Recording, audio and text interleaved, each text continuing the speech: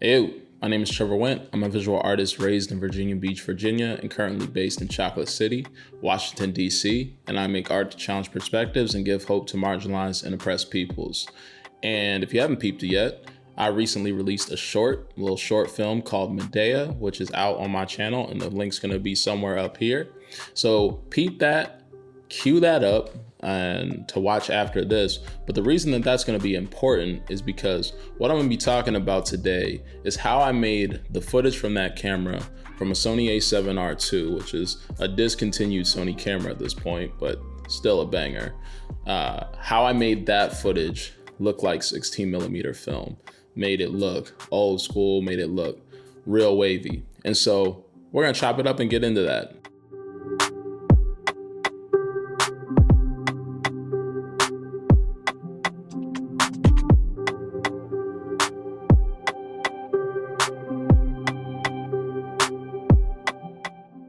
So in order to do this look, the way I'm going to teach it is you're going to need DaVinci Resolve Studio. If you don't have that, it is $295. That is the paid version of DaVinci Resolve. There is a free version of DaVinci Resolve, but the features that are utilized in how this look is created, how I created this look, it's going to need to use things that are under that paywall, like the denoiser and the film grain features that are contained within Resolve Studio only. So if you don't have those things and $295 is way too steep for your budget right now, just watch this video and then just keep this in the back of your mind as something that you can kind of work towards if you're trying to create a similar look in that program. And ultimately, if you're looking to do more professional colorist type work, or you're looking to up your I guess, range of what you can do in a color grade, learning Resolve is a good place to go. So with that being said, let's rock this out. So quick backstory, when it comes to the look of what I'm trying to do, what I'm trying to create, I really like stuff to look just a touch above reality. And so I like stuff to look pretty natural, but just jump it just a hair above. And what I love about the look of film and film in general is that it does that and also provides these interesting characteristics and quirks and imperfections. And I love that because it feels like a metaphor for life, especially with telling stories about life, because life is imperfect and messy and beautiful, just like humanity, just like everything that we're constantly interacting with. And so that's really kind of the aim of what I try to produce in my visual style. But let's face it, film is expensive and we ain't got money for that. Most of us, we ain't out here caking like that. And so every time I want to produce something fresh, I'm not trying to have to go and spend money on that sort of production. So I am constantly in this wrestling match with making my digital images look more filmic, like a lot of people are, and trying to make it look, in that sort of vein and sort of that aesthetic. And a lot of people have different techniques for this. I feel like personally, when it comes to my digital images, I have a very solid grasp on how to do that, and often trick people to think that I shot something on film when it's absolutely created between Adobe Lightroom and Adobe Photoshop. So as I've like grown in my abilities as a filmmaker, as a cinematographer, one of the tensions has been trying to make stuff look at the same level, to look at the same level as my photos, but also look in the same style, making those things look filmic as well. And so there's certain things that I felt like I had pretty decent grasp on, but there are just certain styles of film looks, certain just quirks and qualities that I didn't feel like I was totally getting. And until I came across a video by this page called Melior Studios, I'll link them above and so y'all can check them out. But I came across a video from them and I'll link the specific video. And I was just like, dang, like that's pretty cold. Like that's a look that I've been really interested in getting. I wonder how they got that. And it turned out that they were using this power grade, which if you don't know what a power grade is, in DaVinci Resolve, it's essentially a set of settings. So it's like a preset in Lightroom. It's not like a filter. It's not just like a LUT. You actually see all of the settings that it took to create that sort of look. And so they're using this power grade called Cineprint in 16. It was Cineprint 16, and it was version 1 by a guy named Tom Bolles, I believe. I don't know if it's Bolles or Bolles. It looks like Bolles to me. But I'll also link Tom's website and his Instagram page and things like that in the notes below.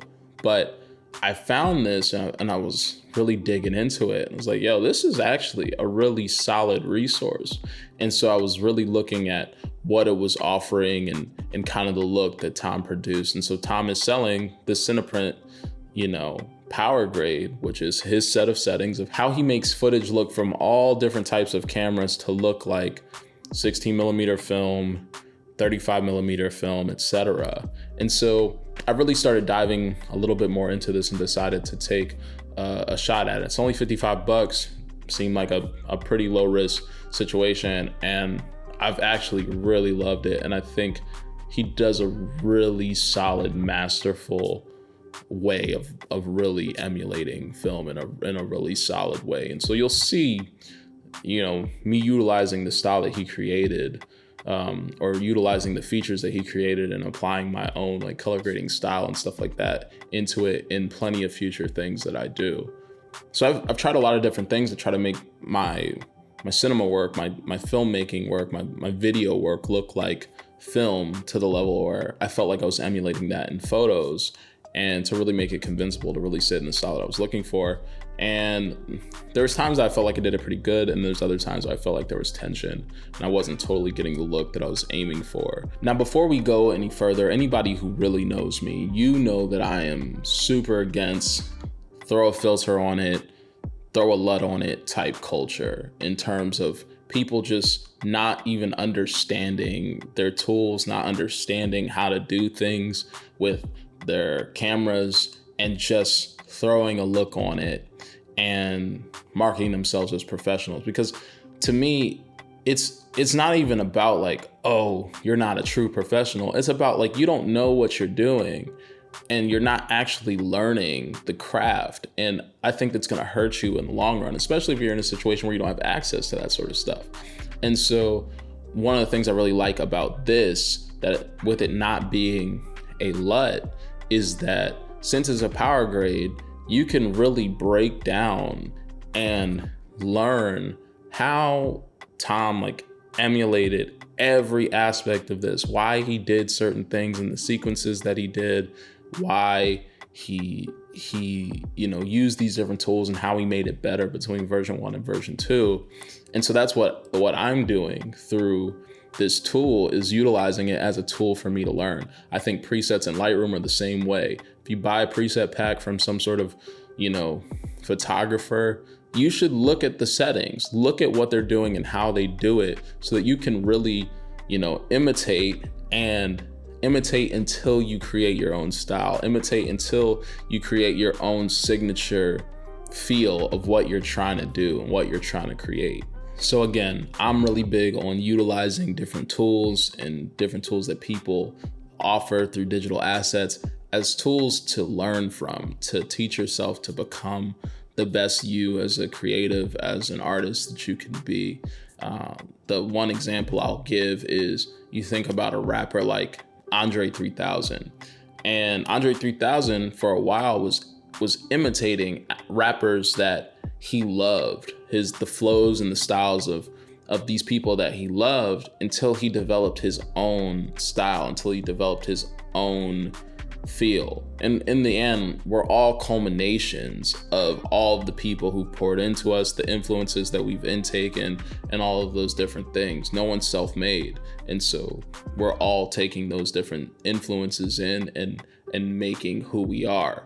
But what I don't want you to do is just take this as some sort of shortcut and not really take the big fruit of it, which is you can learn a ton and really grow in your craft by utilizing the tools that this cat presents. So with all that said, let's look at some of my clips. All right, y'all. So excuse the mic and frame type situation. It's just, I live in an apartment with a really high vaulted ceiling and concrete floors. And so I haven't really done anything to treat audio all that well. So stuff would sound crazy if I didn't do this. But yeah, let's get into this. So this is DaVinci Resolve. These are my clips from the project, and so I'm on a 16-inch MacBook Pro. This would be different if I had like a bigger monitor connected to this. It would look a little bit different, but you kind of get the gist. So to kind of give a feel of what I was talking about, so this is the Cineprint 16. So you can see when I hover what this thing would look like initially if I just put it on there. So we're just gonna do that real quick just so you can see what that would look like.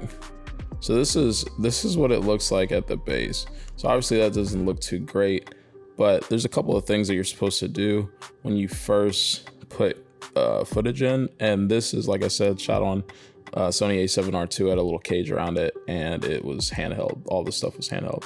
And so first thing you're supposed to do is you're supposed to go into this CST, which is color space transform. You want to go over here, and when you go to this, what you want to do is hit the effects situation up there, and then what you're going to do is change your input or your input color space and your input gamma, and then it's going to get transformed to Arri Alexa color space, and it's going to get transformed to Arri log C, which is the Arri gamma. And so you're transforming this so that it can work as if it was coming from an Arri camera. Now it's not that simple, but you know, this is the situation here. So my stuff, excuse the voice situation too. I went to a Kendrick Lamar concert earlier this week and lost my voice because Kendrick is my favorite artist. So y'all might have noticed the Big Steppers tour shirt that I'm wearing. So my input color space would, I'm trying to remember if I put like Rec 709 or because my gamut would definitely be, oh yeah, never mind, I'm right. So Sony S gamut base is my color space, and then my gamma is Sony S log 2. And so you can already see, we're gonna go full screen with this real fast. You can already see from just doing that, this looks a lot better. And so then what I would quickly do from there is deal with this white balance issue.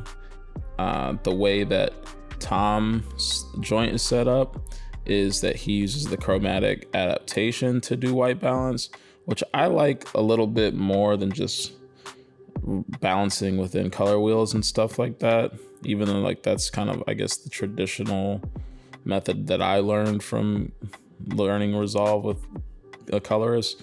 But I like this because this feels a lot more like what I do as a photographer, what I do in Adobe Lightroom and things like that. So I'm gonna just put this to 5500 and see what happens, but that's absolutely not what that was. So maybe this is like, let's go to like 8,000.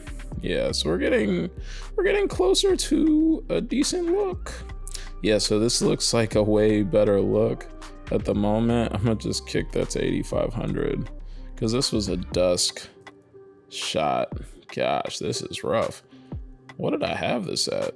I'm gonna check the actual clip in a second, but I'm already in a way better space. And then I denoise this thing. I'm just gonna do these things real quick. So I use the denoise function, which is in here, and I'm using the settings for this that I learned from Waka's Kazi, which I believe is 3 frames here, I always have to look this up.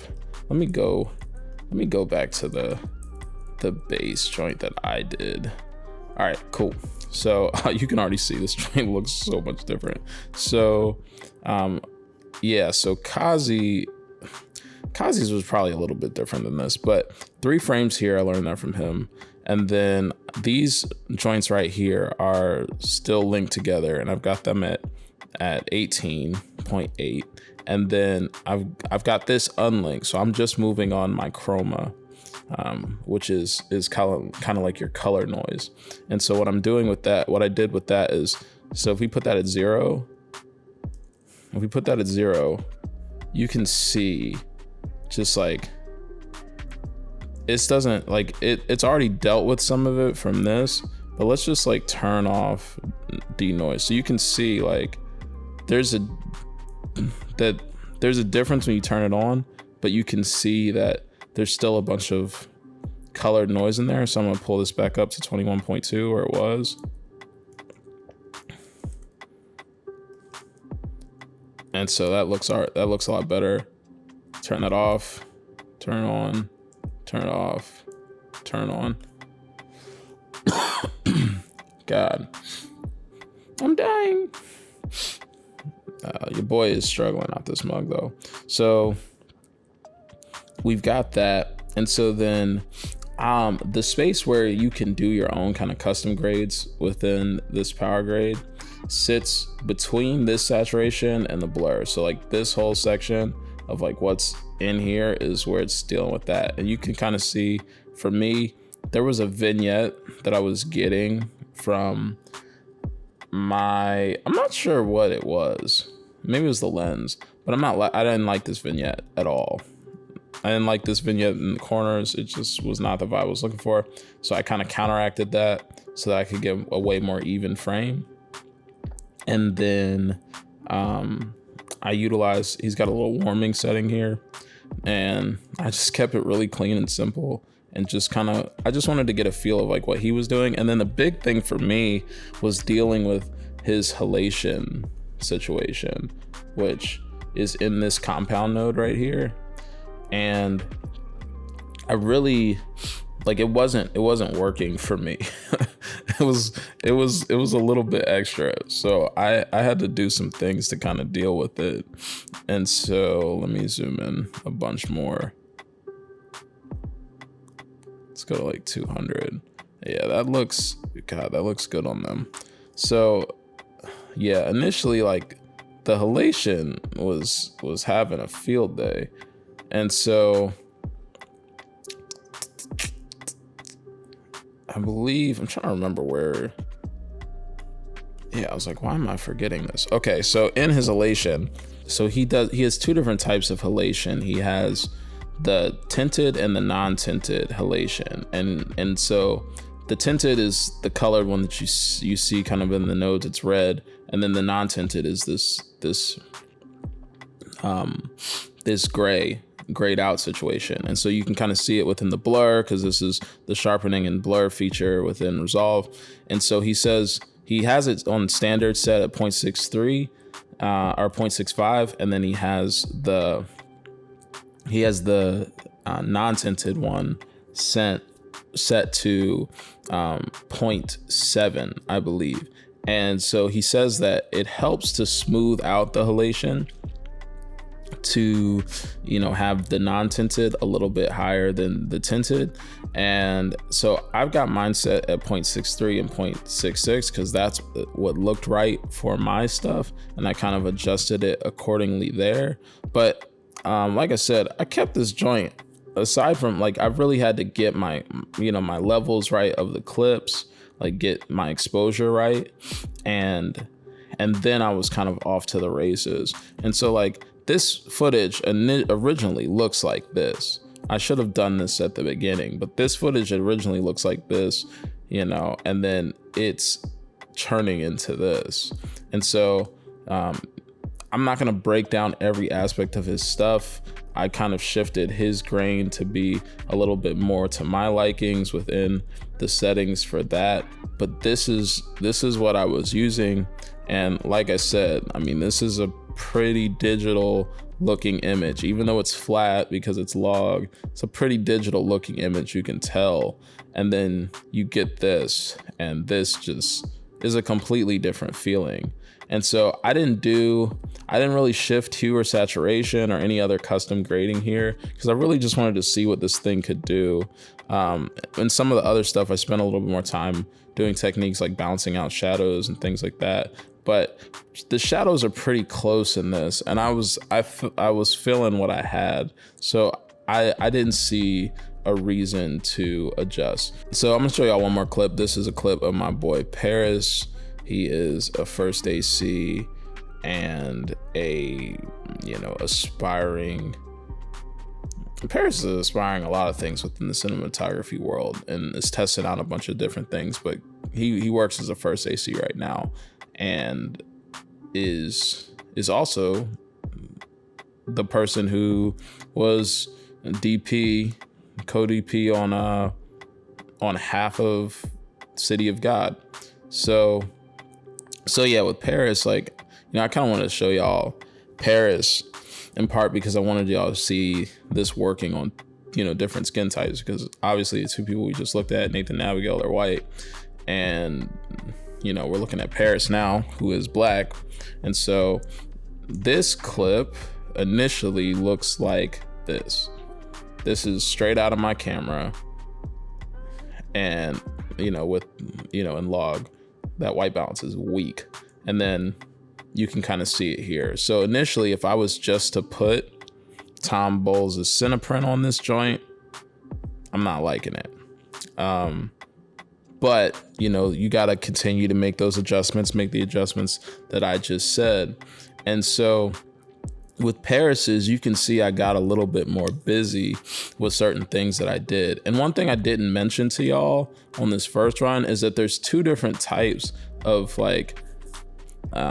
output kind of processing situations that Tom kind of has within the setup. And he has a Cineon kind of emulation, and then he has a print film emulation. And if you want, basically a good way to break it down is if you want like a little bit more of a flat look, Cineon is great. If you want a little bit more contrasty look, print film's great. So you only want one on it at each time though, but you can kind of see, yeah, print film's way punchier, and then Cineon is a little bit more to my likings for this project. And so you can see in this, I didn't use the warming joint, but I did do a lot more within that grading space to kind of get the look that I was aiming for. And so I'm just going to kind of break that down, because I already walked y'all through the process of how to execute some of this stuff. Put Cineon back on. So the first thing I did was deal with my shadows and my highlights. So you can kind of see how that adjustment is happening within kind of the order of operations of what I got going here. And so you can kind of see this stuff would all kind of normally sit at 0, and then offset sitting at 25. And so I've got my highlights dragged down a little bit and my midtones dragged down a little bit, just to kind of deal with some of the stuff that's a little bit too contrasty for what I was looking for here. Next, I've got the hue and saturation. So you've likely seen these sort of settings within Premiere Pro if you use that. Final Cut also has these sort of settings, but you can kind of see I raised up the hue of the blues just a little bit so I could get a different color of blue going on there, and then a tiny bit of a lift on those red and oranges to get the skin tone where I was looking for it to be. And then when I go into the saturation, I also dropped the saturation of those skin tone colors because I was not feeling how saturated they were. So you can kind of see if I was to turn that off, and I don't know why stuff is hating on me right now. There we go. Yeah, so stuff was a little bit crazy. It was a little bit too yellow in the space as well within how that was looking, within what I was going for. There's ways to do that in terms of just balancing stuff out, but I just decided to drop the saturation of it a little bit. And then the luminance, also dropped that a little bit, and so you can kind of see what that's doing to the skin. And that was kind of the quick way that I went about that. And then I actually had a specific grade that I threw on this myself, which you can see I put a little bit of warmth in those midtones is the main thing that I did there. So it kind of warmed up the whole image, which is what I was looking to do there. And then the last thing I did was balance the shadows, because you can kind of see right here that the red and the green channels, they are not in line with that blue channel. Mainly the red channels bugging out a little bit. So I had to do some things. This light's looking a little dull on my face. We need to up this light a little bit. I'm breaking the fourth wall on y'all out this mug. Yeah, let's get a little bit more light on my face. There we go. All right, y'all. So we're back. And so, yeah, I balanced out these shadows. And as y'all can see, that made a massive difference in what this frame looked like. So let's go full screen, kind of look at that. Bam. That is, yeah, that's pretty. That's what I like there. So, you know, the beautiful thing about the way that this power grade is set up is that it really leaves room for you to do your own kind of grading to it as well. It's not just set in a specific way. It kind of gives you the base of getting you to that sort of look, and then you kind of keep moving. And I think my denoise settings my denoise settings was a little bit more denoising on this. You can kind of see it without denoising and then with denoising. And so, yeah, you can really see it in this corner, like how bad that noise was, and then how much I took it out. So yeah, and that smoothed that out a lot more. So, you know, there's different things I was paying attention to like that. And so, yeah, y'all. I use this to really kind of create some looks that I was really aiming for, and I really like how this thing turned out, and I'm looking forward to some of the future stuff that I have coming with it.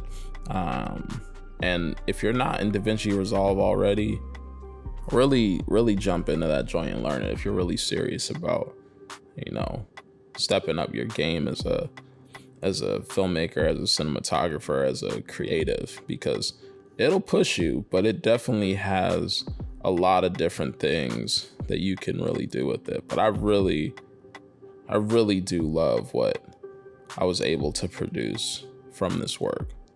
All right, so comment below and let me know if there's anything else that y'all want to learn from Deh Yah and how I put that together, or any of the other videos and films that I've put together. And yeah, if you like this video and got anything from it, make sure you hit that like button, subscribe to this channel, and hit that notification bell situation to make sure that you get updated every time I drop a new video. And I'll catch y'all on the flip. Be easy, be safe, peace.